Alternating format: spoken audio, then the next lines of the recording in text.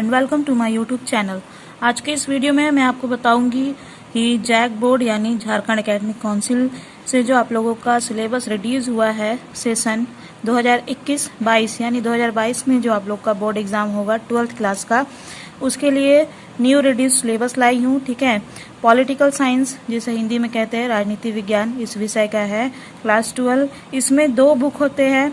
First book है समकालीन विश्व राजनीति, जिसको इंग्लिश में नाम है इस बुक का कंटेम्प्रेरी वर्ल्ड पॉलिटिक्स। ठीक है, और एक सेकंड बुक है, उसके बारे में भी बताऊंगी। तो चलो इससे स्टार्ट करते हैं।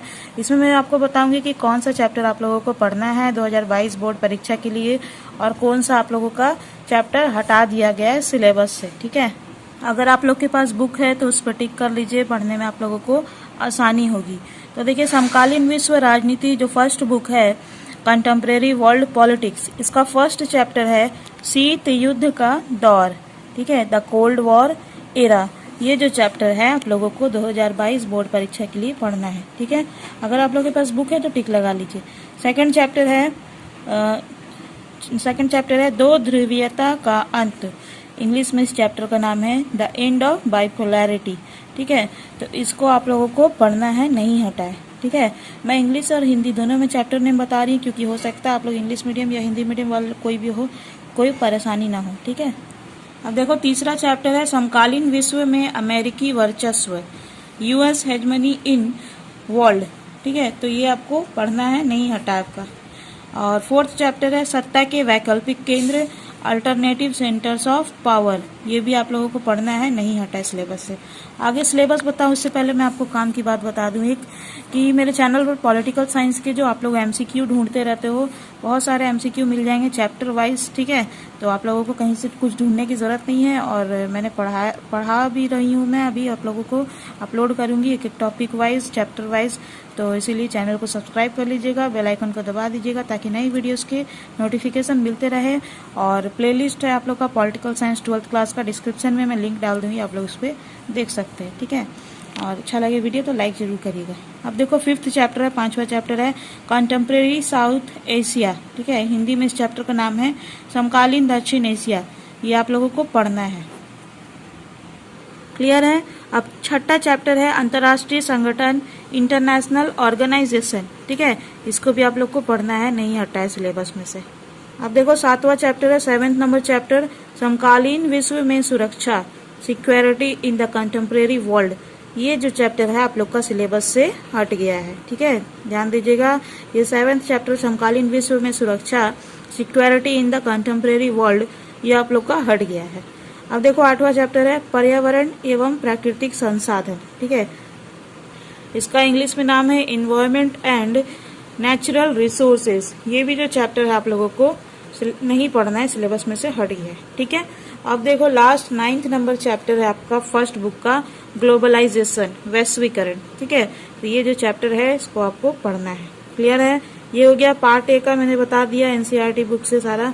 अब पार्ट बी पे चलते हैं, सेकंड बुक पे। ठीक है, हाँ, तो 12th क्लास आप लोगों का पॉलिटिकल साइंस का बुक है स्वतंत्र भारत में राजनीति। ठीक है, इंग्लिश मीडियम वालों का होगा politics in India since independence. ठीक है, अब देखो इसका फर्स्ट चैप्टर है राष्ट्र निर्माण की चुनौतियाँ। ठीक है, राष्ट्र निर्माण की चुनौतियाँ, इसका इंग्लिश में नाम है चैलेंजेस ऑफ नेशन बिल्डिंग। ये जो चैप्टर है आप लोगों को पढ़ना है, आपके सिलेबस से नहीं हटा है, क्लियर है। अब देखो सेकंड चैप्टर है एक दलीय प्रभुत्व का दौर। ठीक है, era of one party dominance.